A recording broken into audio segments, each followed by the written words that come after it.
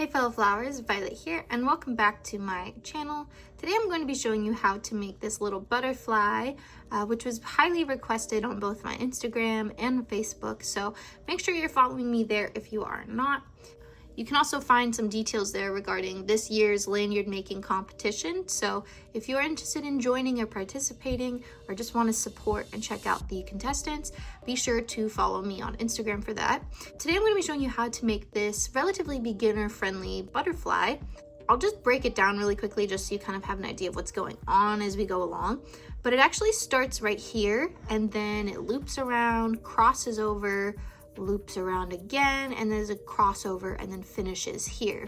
And then that same thing is just mirrored on the other side. So I'll set that aside. And to begin, I have 4 pieces of gimp here. I will post the links down in the description box just so you can check that out. But the idea is to fold all of your 4 ends in half, and we're actually going to be working from this midpoint here. And we're going to start off with a double-sided stitch. So I'm just pinching them all in the middle so that way I kind of have an idea of where their midpoint is. And then starting with just 2 of the colors, we will loop one over the other like so. And then I'll gather a purple, because I just did a red, so I'll do a purple next, like so, just folding it over that one. And then the last one is this red one, and I need to fold it on top of these 2 loose purple strands. And then I have all this red slack here, and I'm just going to feed that red slack through this purple loop. So I'll feed that through that purple loop, and I can pull it all together, and you'll see that we've already started that double-sided stitch. So you'll see that now it kind of wants to like push apart, and that's okay. That's kind of expected for this. So just give it a good pull to kind of get it to stay put. And then relatively quickly, you'll just want to start working on a few stitches, because once we do a few stitches on both sides, it'll kind of lock everything in place. So let's go ahead and do some stitches on both sides. We'll do 1 and 2 on this side, and then we'll do 2 on the other side as well. So I'm just doing some box stitches. So I formed my 2 loops for the box stitch, just going straight across like so.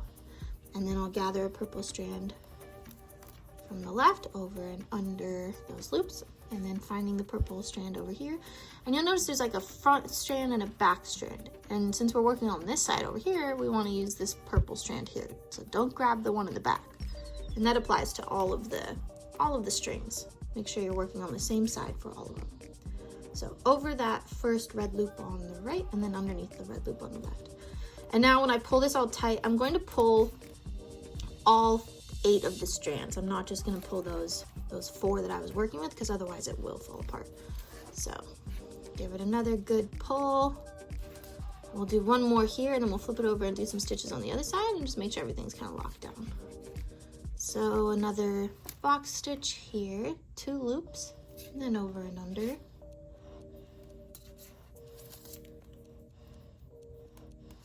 And over and under that way. And now that I'm a little further away, I can't just only work with I only have to worry about pulling these 4. I don't have to worry about all 8 this time around. But now I'm going to flip it over. You'll see it is a little bit loose there, so just pulling the 4 on this side, I'll just give it a little pull. And then I'll do a few stitches here, just doing 2 so that we can kind of keep that in our minds that we've done 2. And we're just locking stuff down at the center of our lanyard.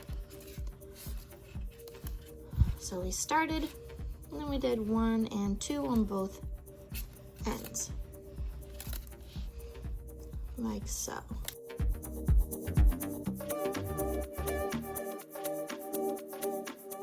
Okay, so now if I look at my keychain, you can see that I have 5 stitches, 2 on the bottom here, 3 on top, so 1, 2, 3, 4, 5. There are 5 stitches here.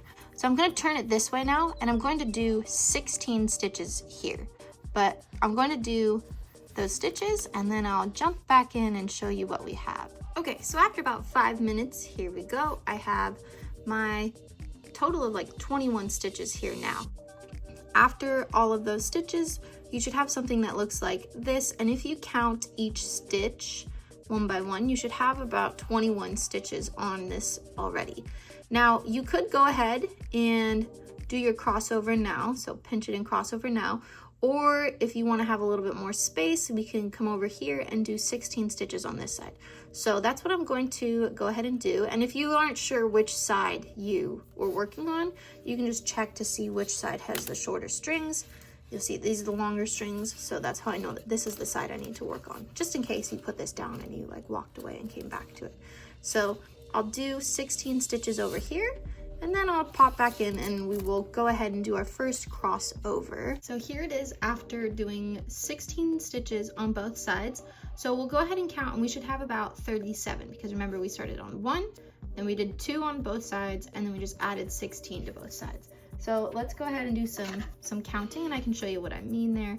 So starting at the stitch here, we have 1, 2, 3, 4, 5, 6, 7, 8, 9, 10, 11, 12, 13, 14, 15, 16, 17, 18, 19, 20, 21, 22, 23, 24, 25, 26, 27, 28, 29, 30, 31, 32, 33, 34, 35, 36, 37. Okay, so that's how you count each stitch one by one. We have 37 stitches across the whole thing, and now we're ready to go ahead and kind of twist it under to get the little loops at the bottom of our butterfly.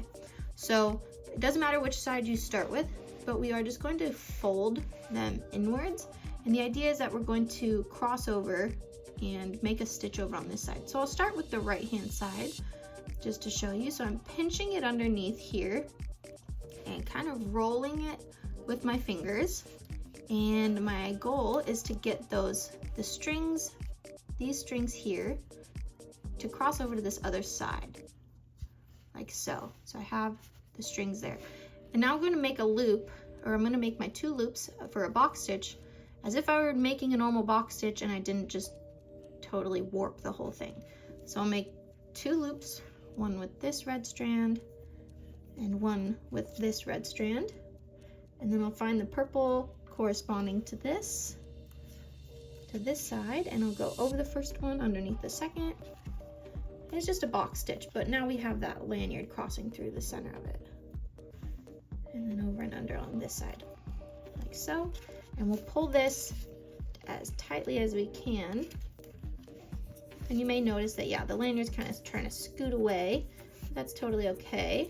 We will do one more stitch. It's okay if it's loosening up, just do another stitch as quickly as you can. And when you tighten up that second stitch, it'll tighten up the stitch before it and hopefully alleviate any of that loose tension. So let's see, I'll give it a good pull, and you see that it was loosening up on me, but now it's tight again. So I can push this as far towards the edge as I can, and we'll just tighten this up a little bit, just like so. And now we're gonna do the same thing to this other side, where we fold it underneath, and we're gonna bring these strands to this side. So I'll gather my 4 strands, 1, 2, 3, 4 on this end, and we'll loop underneath like so. And we want to find the red, and we'll do the 2 red loops just like we did before.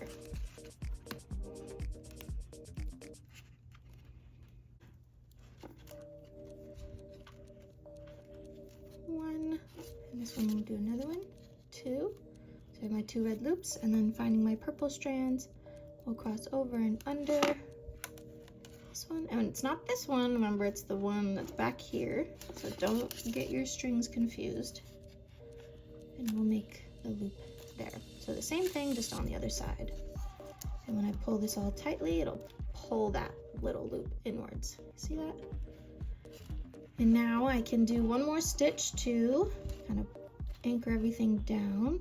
You see I have a little kink there. The string is a bit twisted, so I'll just twist that the way that it's supposed to be.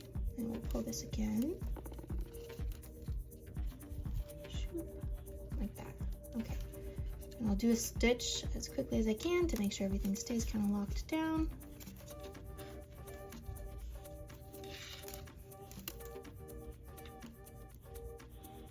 Like so, and I'll pull this tightly together, and you see it's loosening up there on the bottom there, it's kind of loose. And when I pull this second stitch tight, it'll pull that in for me. If you look there, now it's nice and snug and tight. So we can give it some more tension if you need to. But you'll see now I have the loops going. I have my two working ends, my two working lanyards pointing up now, and that's how we get it to cross upwards this way. So now we're going to make the loops coming the bigger part of the wing, and we'll loop over and cross over one more time here, and then we'll just tie it off. Okay, and the idea here is we want to do 40 stitches. So I've already done one. I did where I crossed over, and then I did one. So we're already at 2, and we just need to go ahead and do the 38 more stitches, and then we'll do that crossover. Okay, so I have 40 stitches on this little leg here now, including this base stitch. And of course you can do a little bit more, a little bit less, depending on how you want your butterfly to look. But the next step is to wrap this underneath, and we're gonna pull crossover right here. And this one's a little bit easier of a crossover. You could do a whole like crossover and do a stitch if you wanted, or you can just be lazy or be efficient, however you want to look at this. We're just going to pull it over this way and tie a knot. So I have my two strands on the that are like on the back here, and then 2 on the front, and I'm literally just going to tie a knot right here. I'm just going to tie a knot, make it very easy on myself, like so, and kind of try to direct that knot to this side over here, like so, and give it a nice tight pull, like so. And you can kind of shape it, press it however you want to get your butterfly to cooperate. So I'll do one more just to keep the wing in place, and I'm literally just tying a basic knot. So like making, I don't know how to describe tying a knot, feed it over, make an X like that, and then just tuck this underneath. Just a basic little knot like that. Tie it that way, and then afterwards we'll direct everything upwards with a finishing knot over here. But we're going to hold off on touching those strings now, and we're going to come to the other side here and do the same thing, making 40 stitches on this side now. So I have those 2 where I crossed over and then did 1, and now I'll go ahead and finish out the rest of those. So I'll jump back in a second once I have that made. Okay, so here we go after doing about 40 stitches on the other side as well. And you can always kind of eyeball, double check to make sure that you look even, because sometimes you'll do the same number of stitches on both sides, but just because of tension it might look a little off. So if you need to, take a stitch out, add a stitch in, whatever you need to make sure that it looks even to your eyes. And then we're going to do the same thing where we tie a knot on the other side. So I'll gather my 2 strings on this side and my 2 strings on this side, and I'm going to bend the wing inward, and we'll tie a knot over here and call it a day. Well, almost. I'll show you how to do a little finishing knot on it so you can get that little frilly effect. But so I'm just going to try to, you see my knot, how it went on the side there? I'm just going to kind of pull it to the middle here to get it right there. And that'll help kind of keep everything in check. So I'll do one more knot here, just like so. Give it a nice tight pull, and then you can you see how one knot is a little bit higher than the other one. You just kind of pull at it and direct the strings where you want it to go. And then I have all of these loose ends here. I do have kind of the butterfly shape now, but to get it to all go the same direction like so, once I have the strings like this, I have a string that I've cut to be about 8 to 10 inches in length, and I'm going to do the finishing knot here. And what I'll do is I'll make a little loop with about half of this shorter piece of purple string here, and I'll lay that on top of those loose strings, and then wrap that longer end around those strings, going around probably 6 times or so. And you'll notice that I'm going around the loop that I made as well, so wrapping up both the loop and those loose ends. And then we'll get to this point where we have our little slack and we have that loop, and you just feed the slack through the loop and pull up on this tab, which is pointing kind of the opposite direction.